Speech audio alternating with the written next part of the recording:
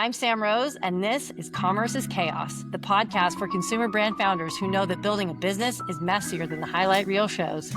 Your supplier just missed their deadline, your top product is out of stock, and your competitors somehow just launched the same thing at half the price. Sound familiar? Every week, we dive into the real problems that keep founders up at night, from inventory disasters to supply chain nightmares, because surviving the chaos is what separates brands that fail from brands that scale. Okay, right on. Well, welcome, Adam.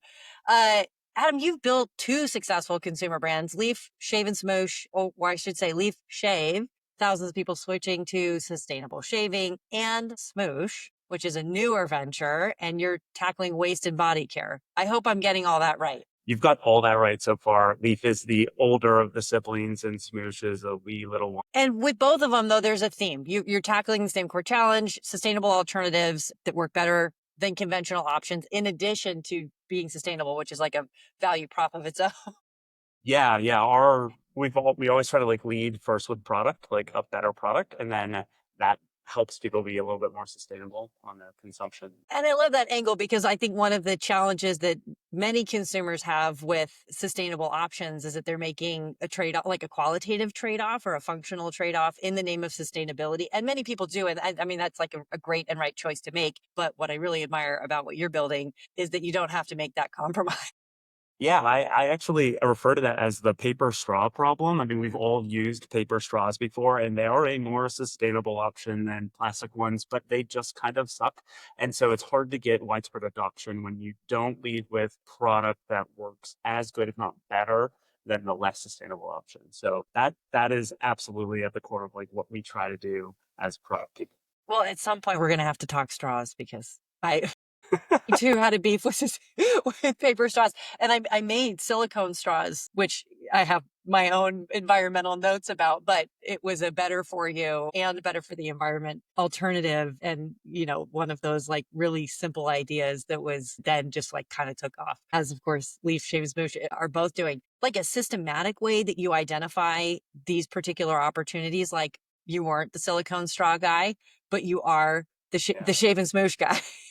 I wish that it was more systematic sometimes, but it's largely not. I do everything that I do with a partner. His name is also Adam. So we've been business partners for about a little bit more than a decade, give or take. And we are both product first people or engineers. And so we tend to lead with the problem first, opposed to a particular holistic approach to where do we want to be in 5 years. In fact, Swoosh started off with us trying to solve a problem for Leaf customers. The problem was that we make a shave bar for Leaf, and shave bars are more sustainable than goop in a squeeze tube or a can, but the usability of them inside a shower, it's just a bit harder to get a really glorious lather from them. So the idea of making a kind of a forever lather for the bar itself. And we started off designing the Smoosh product to help shave bars be better. And then we realized it was a little bit bigger of a problem that we were solving. So we spun into a new brand that just is around body care and body washing in general. So that was completely random. It wasn't planned. And tell me a little bit more about that decision point of why not continue to call it Leaf Shave? Yeah, that was a really hard decision to make. And part of it was ultimately when we decided it had a bigger scope than just shaving bars, that we felt like we had the opportunity to build a different kind. It had to kind of be a different kind of brand. It's a little brighter. It's more fun, in order to engage a different kind of audience. Our razors tend to attract people of a tighter demographic band. And Smoosh has customers who are 80 years old that have reach issues or accessibility issues. We help children build better hygiene patterns when they're younger. It's just a completely different user base. And so it deserved its own. How much do you look at what the competition is doing in order to define an opportunity or define how you're going to play in a specific category? Yeah, I mean, almost never. We are way too busy looking at ourselves and our customers to spend too much time on what the competition is doing. I can't say that I'm not cognizant of what else is out there. But I, for example, I don't tend to subscribe to competitor emails. I don't tend to visit their sites because I kind of want to make sure that we're doing our own thing. That said, I have made friends with a lot of the competitors in my space, especially on the leaf side, which is a more mature business. And we talk shop in the background. And at the end of the day, although we may be competing over the same customer, we're all just trying to do good work. And so I've felt like competitors aren't really the right term for them. Frenemy, business frenemy, I don't know. Enemies. I mean, I think one of the things that comes up for me really, really narrowly is just how to engineer a better product. And sometimes the answer to that engineering conundrum is like, let's just pull it out of effectively thin air. And then sometimes it's, okay, let us look at every review that's ever been written and buy every product that's ever been built and create a list of our own kind of like pain points, must haves, have to haves, opportunities, and engineer toward that. And it sounds like from what you're saying, you're more of like the blank slate approach. Is that, how hard is That that? is totally fair. And yes, that is where we tend to derive most of our development from. It starts with like, what's the novel application we can make to a product that helps solve a problem that is particularly narrow at first, that then we just like keep peeling the onion back to figure out how to like make the product better and solve bigger problems. For example, for Smoosh, it was how do we make a solid bar of soap just lather better, and that like generated into this whole brand and product identity that we could develop. At the leaf side, it was how do we hold classic safety razor blades in a form factor that is more modern, and that just spins out into this whole other thing.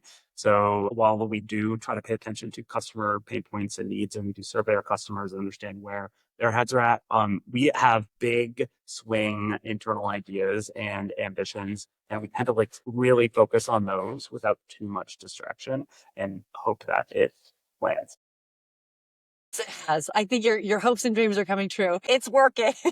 Thank you. So Which far, is so good. great. I want to talk about manufacturing for a minute, if we can, and sort of the path to production. Your products require precision manufacturing. It's not just like a blunt instrument, if you will. Do you have a step-by-step process for moving from, say, that idea stage where it's a little bit blank slate, big ideas, into prototyping, and then from there, kind of like walk me through your process from getting to from idea to prototype to scalable production at the Yeah, level of precision that you're doing?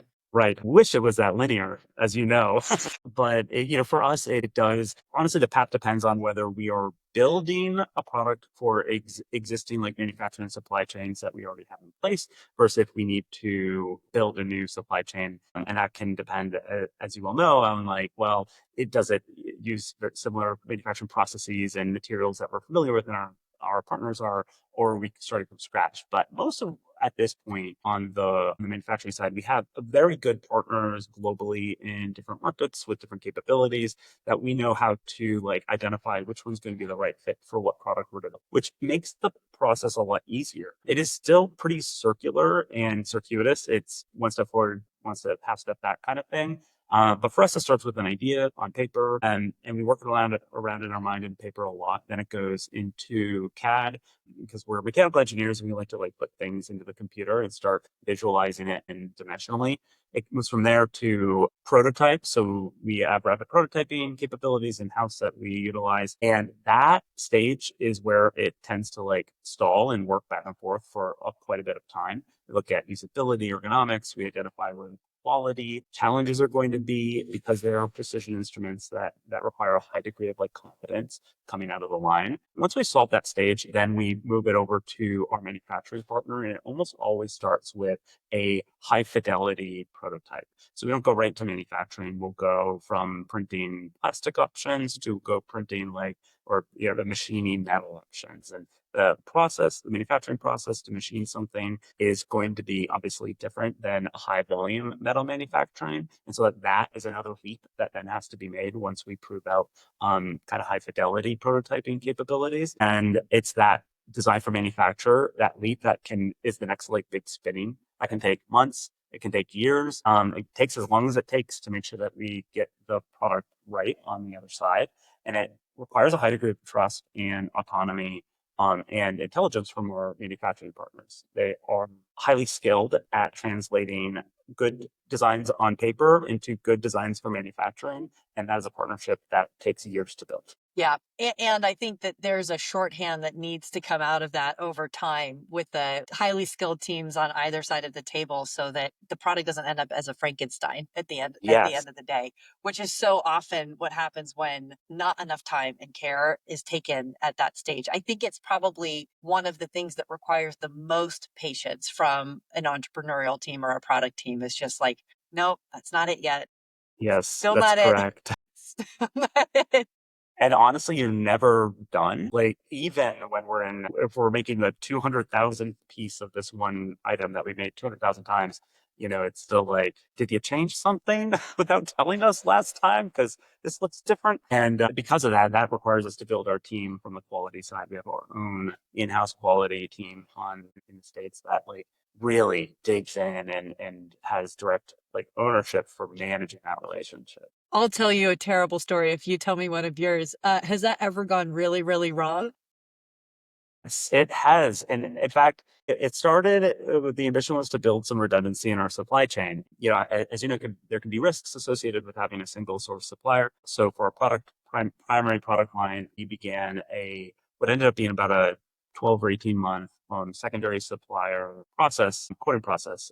We narrowed from several down to one, and we began building that production line process that I just talked about, which is like prototyping into high fidelity prototyping, into building molds, into building that redundant system in place. And we got hundreds of thousands of dollars and 18 plus months down the line. And this was 4 years ago, and we have yet to receive a single sellable, usable product. We have severed the relationship, but are still in severing negotiations with this group.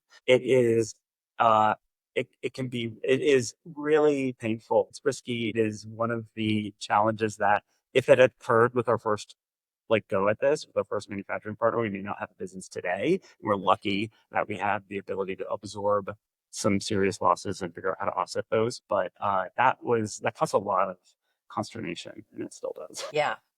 Well, and on top of the money, the time, like the The opportunity time is cost in the market and for yes, you individually as a builder, to be like problem solving for a bad manufacturing relationship or a yes, dysfunctional DFM process rather than just like spending your time growing or building a new thing. exactly. We only have so much time in the day and the week. You don't want to waste your time on stuff like that.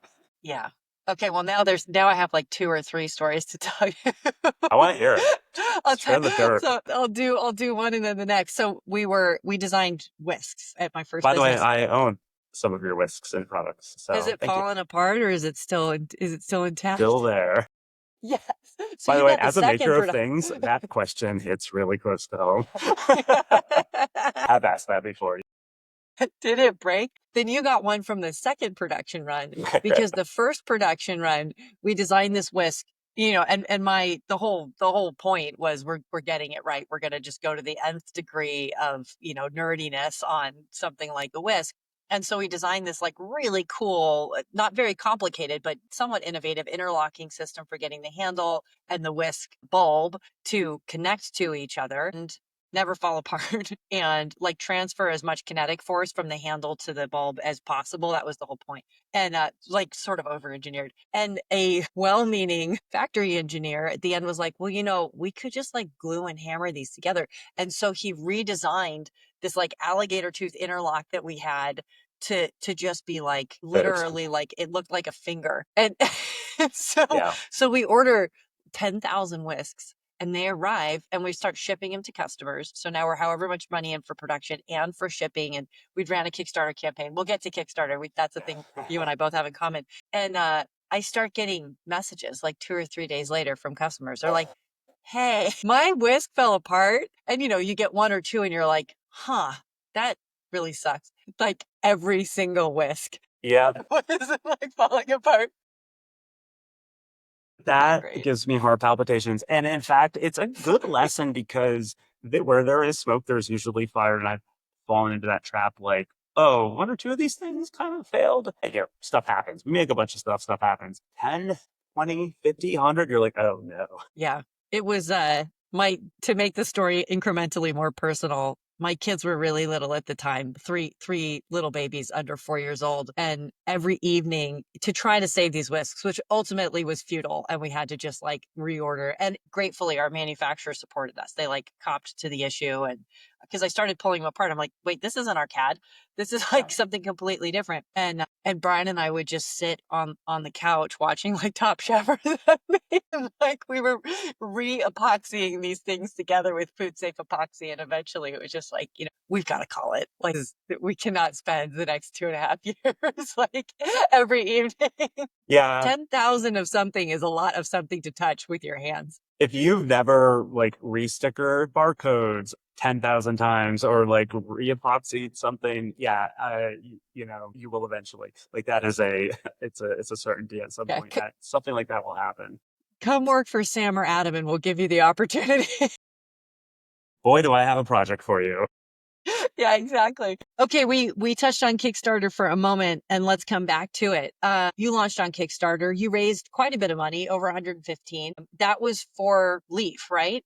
Yep, that's right. How long ago was that? And what's the scene now? And would you crowdfund again? Tell me a little bit about that, keying into your framework for like now as a slightly more mature business, your go-to-market planning. Yeah, that was in 2016. And the rationale there was some modicum of market proof and to hopefully raise enough to offset some portion of the initial production run, not all of it by any means, with MOQs in place as they are for our kind of production.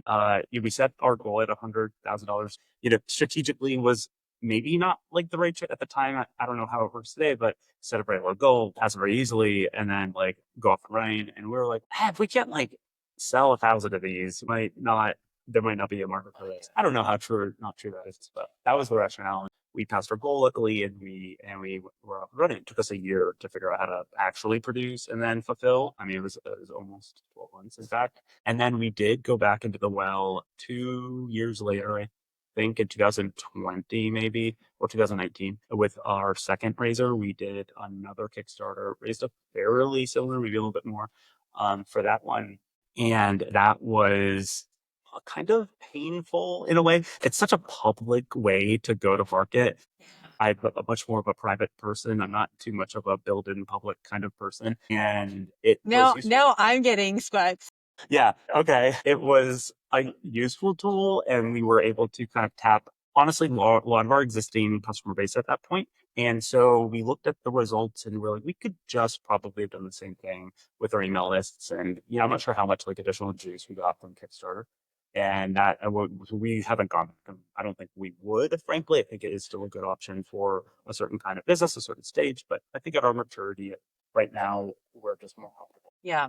Well, and I think for at least your first campaign, that falls into what I viewed as kind of the golden age of crowdfunding, Yeah. which I was fortunate to be building in that time frame as well. Which year And did you go live at first? 12, but I've run 9 for a couple of different brands, and then I've consulted on a number of them subsequent to that, which is my way of paying it forward to the universe. Amazing. Yes. But yeah, 9. Wow. Props. Thanks. Just if there are gray hairs, they're from that. I used to have some. You used to have some hair. I'm trending in the same direction. Join me. One of the things that you highlighted as sort of gamification mechanic, right? Kickstarter is like a gamified way to go to market. And there's such incredible leverage in that for founders, whether or not it's their first time, in the rodeo, or their fourth or fifth or ninth time, if they're really crazy. And that gamification benefits from what you chose not to do, which is to pick a really, really low target. And then you get to tell the story, the success story, and we'll fund it in 24 hours. And it's like, well, yeah, if our goal was, $1,000, how hard could that be? Right. Or we're 10,000% funded, or whatever else. And those elements of social proof are a totally valid part of the overall mix of what makes the platform work. I think that, and I admire your choice, because I think that one of the unfortunate side effects of that, and pulling on that gamification lever for businesses, is that they allow themselves in so many cases to be underfunded. Like if you needed $100,000 for your go-to-market plan and the product to be viable, and you shot a little lower and you're like, okay, well, we got 80, and I guess it's enough. And then you still make the choice to go forward. What you end up with is a product that's under and capitalized, and a team is undercapitalized, and a bunch of really quite eager And vocal, customers by the way. and vocal. And they're like, they're ready for their thing in no time flat. And not only is that very stressful as a builder, but also not everyone makes it through. And for Yes. those that haven't made it through, I feel like there was this really unfortunate dynamic within the crowdfunding space of like people just getting burned and burnt Yeah, out. it's unfortunate. There is no shame I mean, fail isn't even like the right word, but like not landing on the mark. You try to make something new. It's a risk, and certainly on Kickstarter, it's a given risk. Um, but, but yeah, I mean, it's really important because expectations are high with those people. That communication is incredibly pristine and ethical, and I think that doesn't always work out, and so people get burned, which creates a harder environment for others. And that we always try to approach that as upfront as possible. Even given that there were some things we were like, let's slow roll this communication because I don't know, we got to figure some stuff out, and that doesn't always work out. But we try to do our best. Yeah, it's a tough environment. Yeah, and it is. And I think that one of the things that surprised me most was how difficult it was to be, what are the right words for this? Transparency is really challenging in a volatile environment because transparency kind of equals truth. And the truth can be Yes. changing minute to minute. Yes. And so like in an aside from it just being uncomfortable and hard to tell, which I like, that's a pill we could probably swallow, but like when the truth is dynamic, and what ought you to say, and if you say it and then it changes and then you say that it changed, all of a sudden you're either like stupid or a liar.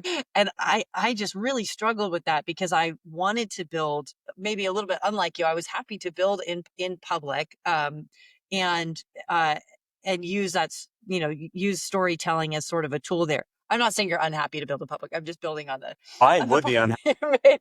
Okay, fine, you say it. person. There you go. Yeah, I don't know. And honestly, for that specific reason, and that comes up so much in just normal business running, as much as like talking with our customer service team on like, don't give a date on a product yet to be released because it may be our best intended date, but we do not talk about these things publicly because the reality of running a business and making things is it is dynamic. Yeah. Uh, yeah, it's a real struggle. You want to do right by your customers. They're asking a question. You're like, well, the answer right now is this, but this is just Yes. to the best of my knowledge. And then they're like, well, you're qualifying. I'm like, of course I'm qualifying. Yes, Like, we are it's not real qualifying. yet. Correct. I wish there was some sort of like founder school that taught that sort of thing. Yeah. the, I wish I'd had a better, I think that I followed my gut successfully.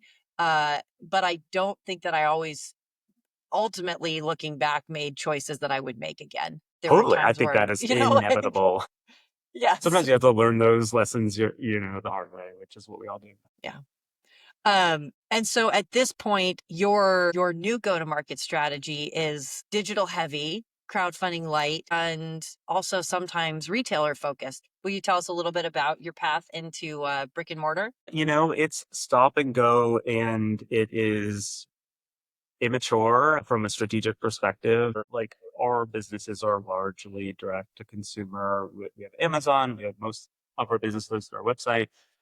Leaf is in a few hundred like boutique doors globally, and then yeah, Smoosh we did bring into Urban Outfitters really early on, and the choice there was a little bit less about like let's throw some velocity through retail and more about let's just like grab a little something we can talk about some storytelling early. And yeah, I don't know. So like strategically, I have a bit all over the board, but we're learning as we go. There's some strong potential for Smoosh to stronger potential than Leaf is about $100 razor. It's hard to sell $100 razor at retail. We can tell a lot more of the story online. And yeah, I don't know. I guess we'll see. I wish I had some more insight there, but honestly, the truth is, I know nothing. And we just got to feel our way out in the dark. And it has sometimes worked and sometimes not. I feel like there should be a manual for that too. We all need this. But I don't think it's wrong to be feeling your way through at all, of course. And I think that one of the things that you've sort of availed yourself of is just like an understanding of where you're going to be able to tell your story the most powerfully. And sometimes that is really a digital shelf. I'm reflecting on, like it's so funny because people say the razor blade model, and then with you, it's literal, which Yes. is so cute. Ironically, my other company has the stronger razor blade model than my razor company. Okay, I want to come back to that in a Yeah. second then. And you beat out you've literally beat razors and razor blades at their own game. How do you view the sort of subscription mechanics of your business playing out in direct to consumer versus like being able to kind of get traction there in the retail channels and it has that Yeah. impacted how you've prioritized? It's an interesting question. I think one of the advantages of launching and focusing direct first before retail is you get a lot more flexibility. I can change pricing, I can change messaging so quickly. I can get feedback. We've been playing with, for example, pricing and merchandising and bundling and kitting on Smoosh. And we can do that really easily because we don't have to like care too much. We don't have to care about our retail net. We don't have several hundred independent retail stores. We have to like waterfall pricing decisions through. So there's a lot of flexibility and leeway that provides us by staying to one channel out of the gate. It's a simplification that makes my life easier. Question of subscriptions is funny. Yes, you would think that my razor and razor blade business has like a strong subscription component. It does not. We took what is traditionally a great business model and said, screw you, we'll do the other thing. And so instead with Leaf, we focus on making most of our money with our customer upfront. It's largely built into the handle. And the reason is because the blades are so inexpensive and they're non-proprietary. So someone could buy the handle from us and never see us again and spend a few bucks a year on blades forever. So it's hard to build like a strong recurring business where you have to ship things periodically out of a refill that costs 5 cents to the customer. That is a bit of a different model.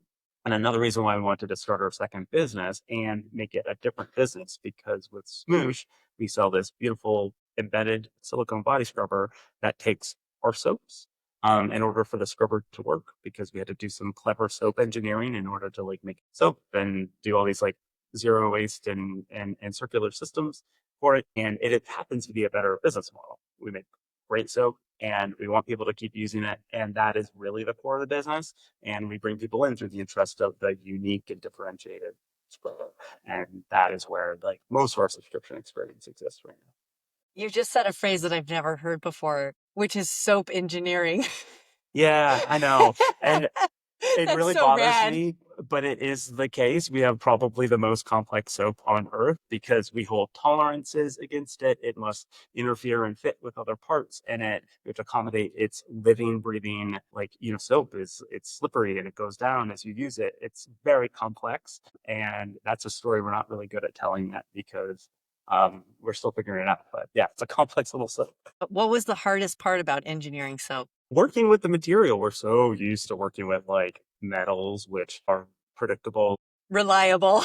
reliable. There's history around how to manufacture these things. And in fact, for the soap, since we launched, we built our own soap manufacturing facility in house because we couldn't find someone who would work with us on developing this shape. You can make shapes of soap, but to hold that shape of soap to a tolerance was challenging. And we're working You crazy. Oh, and that's been quite the journey. And we've solved a lot of problems through that process. And now we own a soap manufacturing facility. Are you taking on Oops. customers? But we are not. Do you think you will one day? Can only run two businesses at once. Fair.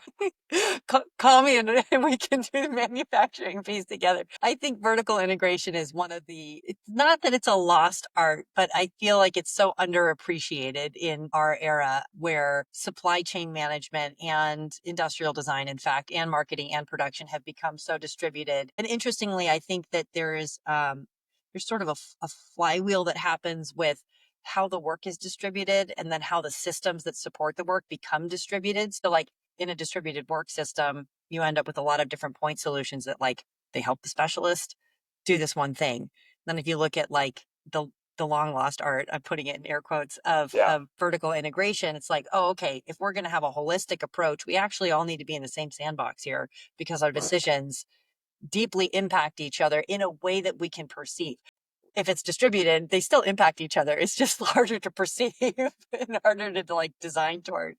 slower to react to. Absolutely. Yeah. What has been the most exciting unlock from your vertical integration aside from engineered soap, which is my new obsession? Yeah, it's my obsession too. Exciting unlock. I certainly the speed of which we can react is really interesting. I also just like solving problems. And to be honest, I'm not by any means saying like I solve these problems for us. We have some incredible team members who we've been like figure out how to make soap and what goes into that, and they're like, yes, sir, and then they do it, and it's kind of crazy. So it's really exciting to for my team to give new challenges and to bring some newness into their work. So I think it's been really nice for the team, to be honest.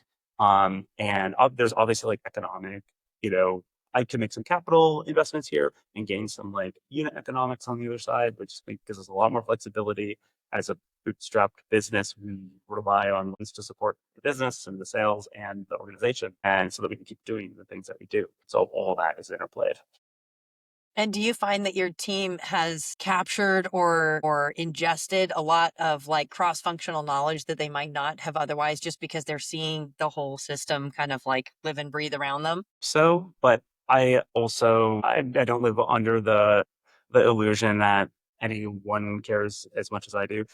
And I love all like the touch points. And I think I'm perfectly happy if my team members want to come in and do the thing and like boogie. But if there is interest in cross-functional like building capabilities or awareness, we highly encourage it as a small business. Like it's almost mandatory for a portion of our employees to be extremely cross-functional. Yeah.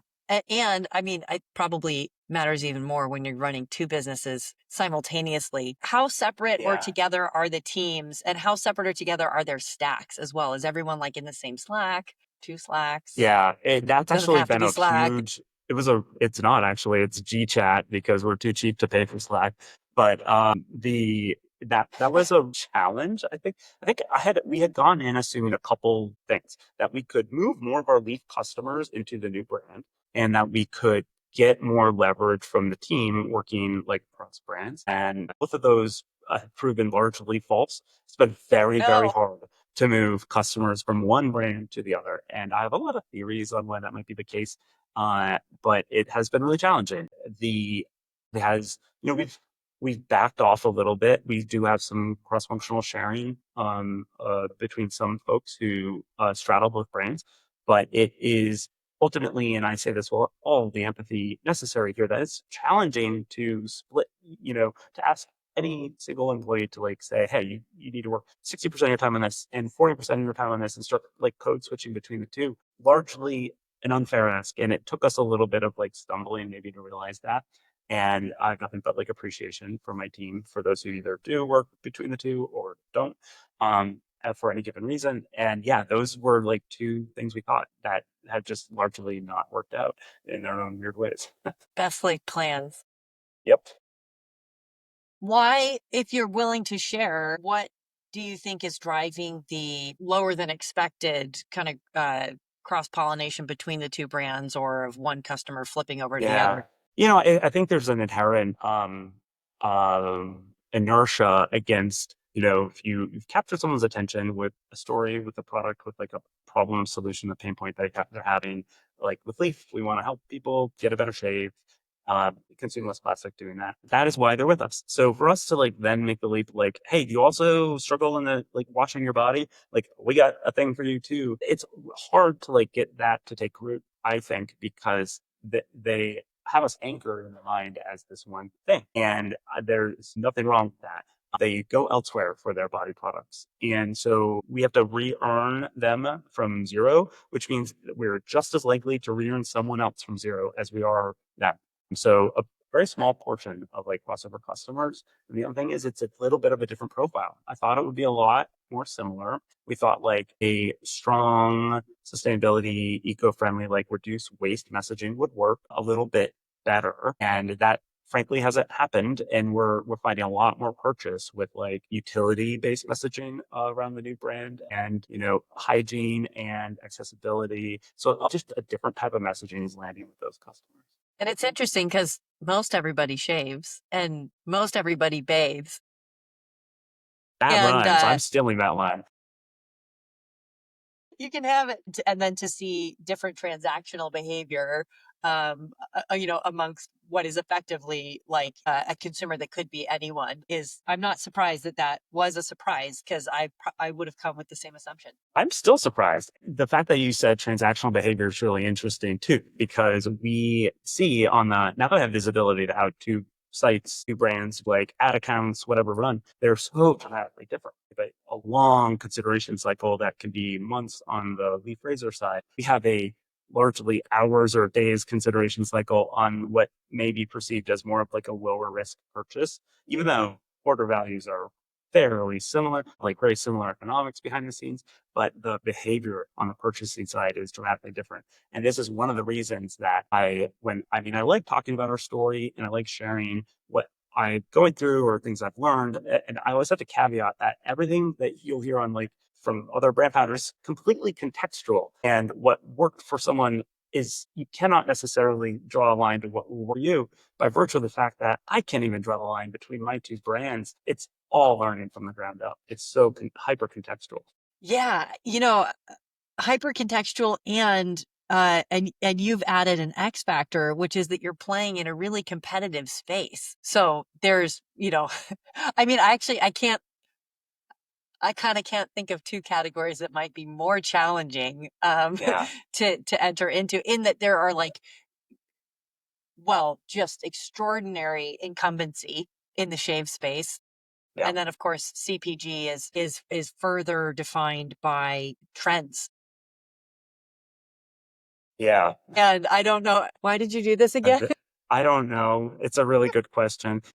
If I was armed to go to market with, another bar of soap that was square and, natural, and if I had another razor with a pop-out disposable head, I don't know what we'd be doing. I probably would be out of business. So our saving grace is we do go to market with differentiated product at least, and we believe and very firmly that we provide excess additional value over alternative options, and we can compete because we have something no one else does. And that probably means I'm a bad marketer if I can't do it the hard way, but this is the easy way for me. So that's what we do. So you're saying that easy mode for you is hard mode for the rest of us, is really what I'm going to take away from that.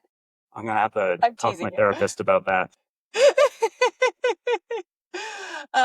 Is there anything about the way that you've chosen to sort of marry engineering and storytelling that strikes you as like hey, if I could just share this approach with the world, like product makers and product marketers would have an easier time of it? And I do think it just comes down to bringing something new to it. Like, Okay. I'm a product first guy. Well, just like I said, I don't think the world needs another square bar of soap, but I think that it could use some additional, well, just go out of the soap area, everyone. Guy, we've got soap covered. Go somewhere else that I'm not playing, but like bring something new and that you're passionate about. I can't think of anything like less inspiring than. Thanks for joining us for another episode of Commerce is Chaos. If you're listening, I have a feeling you know just how much good leaving a 5-star review can do for a team. Drop us a review on Apple Podcasts and subscribe to Commerce is Chaos wherever you get your podcasts. Don't forget to subscribe to our Substack, also called Commerce is Chaos, for more good stuff and actionable tools to build your business.